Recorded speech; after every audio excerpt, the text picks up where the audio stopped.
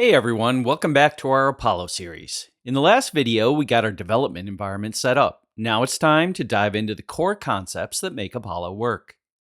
Understanding these fundamentals is super important because they bridge both the ApostropheCMS backend and the Astro frontend. If you're coming from ApostropheCMS, a lot of this will feel familiar, but you'll see how these concepts translate to the Astro side of things. And if you're coming from Astro, you'll learn how content management works in this integrated system. Let's dive in. Let's start with areas. Areas are editable regions on your pages where content editors can add and arrange content. Think of them as containers where your site's users can drop in different types of content. In Apostrophe CMS, you define these areas in your backend configuration. You specify what types of content can go into each area and any options for those content types. For example, you might have a main area on your page that accepts rich text, images, and videos. In this case, we're also passing some options to the rich text widget to populate the toolbar. On the Astro side, we render these areas using a special component called ApostropheCMS. This component maintains all the in-context editing capabilities that make Apostrophe CMS so powerful while working nicely within Astro's component system.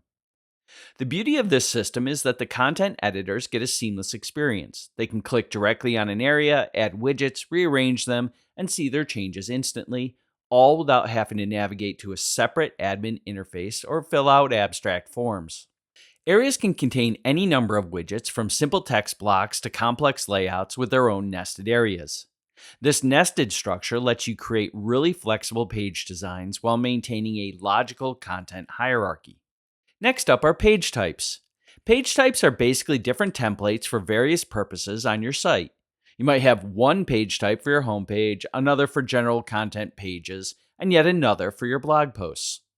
Each page type requires configuration on both sides of our system. In Apostrophe CMS, you define the schema fields, area configurations, and other settings that determine what content can be managed for that page type. In Astro, you create corresponding template components that determine how that content is displayed. This is where you control the visual structure and styling of each page. Pages are managed through an Apostrophe CMS page tree interface, which you access in the admin UI. When creating a new page, content editors select from the available page types using the utility rail. That's the menu on the right side of the page manager. This selection determines which fields and areas are available for content entry, as well as which Astro template will render the page. Now let's talk about template mapping, which is a crucial concept in the Apostrophe CMS and Astro integration. Template mapping is how we connect your back-end page types to your front-end templates. When Apostrophe CMS serves a page, the front end needs to know which Astro template should render that content. This mapping is defined in a special file in your Astro project called source templates index.js. This file exports an object where the keys are Apostrophe CMS page type names and the values are the Astro components that should render them. For example, you might map the homepage type to your homepage.astro component and the default page type to your defaultpage.astro component. There's a special case for piece page types, which we'll talk about in a moment. These need suffixes like :index or :show to distinguish between listing pages and individual item pages. Let's move on to piece types. Unlike pages, which exist in a hierarchy, pieces represent reusable content that exists independently. Common examples include blog posts, team members, or products. Pieces are managed differently from pages in the Apostrophe CMS interface. Instead of appearing in the page tree, they're accessed through the admin bar at the top of your site. Each page type gets its own menu item by default, although you can customize this organization. The big advantage of pieces is that they can appear in multiple places across your site.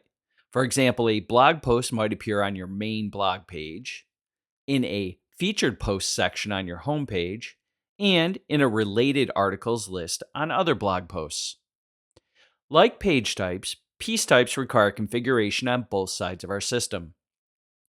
In the back end, you define the fields that make up the content structure and how the pieces can be organized and filtered. In the front end, you create templates for displaying both individual pieces, called show pages, and lists of pieces, called index pages. This brings us back to the template mapping. For piece types, you need to map both the index and show templates. For example, in Apollo, we have an article page : index, which is the index of all articles, and an article page : show, which is the individual articles. The separation between pieces and pages gives you a lot of flexibility in how you structure and present your content. Finally, let's talk about widgets. Widgets are the building blocks that editors use to construct content within areas. Unlike pieces or pages, widgets don't exist as standalone content. They're always part of an area within a page, piece, or another widget.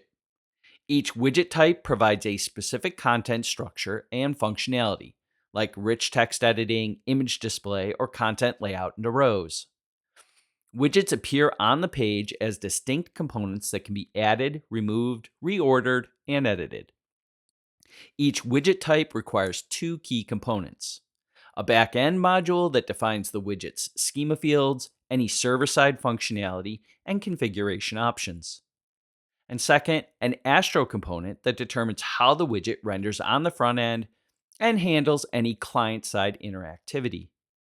Similar to template mapping, widgets need to be mapped in your front end's widgets/index.js file. This tells Astro which components to use for each widget type from ApostropheCMS.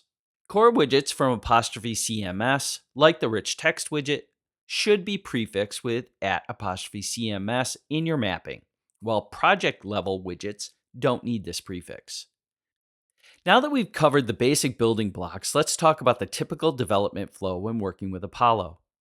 You'll typically start by defining your content structure in the backend through the ApostropheCMS modules. This includes setting up your page types, piece types, and widget types with their schema fields and configurations. Next, you'll create corresponding Astro components in the front end. This is where you define how each content type should be displayed. Then, you'll map these components in the appropriate index.js files to connect your backend and front end. Finally, you'll test the integration to ensure everything works smoothly, especially the editing experience. This dual-sided development approach allows you to leverage the strengths of both systems: ApostropheCMS's robust content management capability and Astro's modern front-end development features. And that's it for our overview of Apollo's core concepts. We've covered areas, page types, template mapping, piece types, and widgets, the fundamental building blocks that make Apollo work. In the next video, we'll explore the Apollo theme itself and all of the pre-built components it provides out of the box. This will give you a great starting point for building your own project. Thanks for watching, and I'll see you in the next video.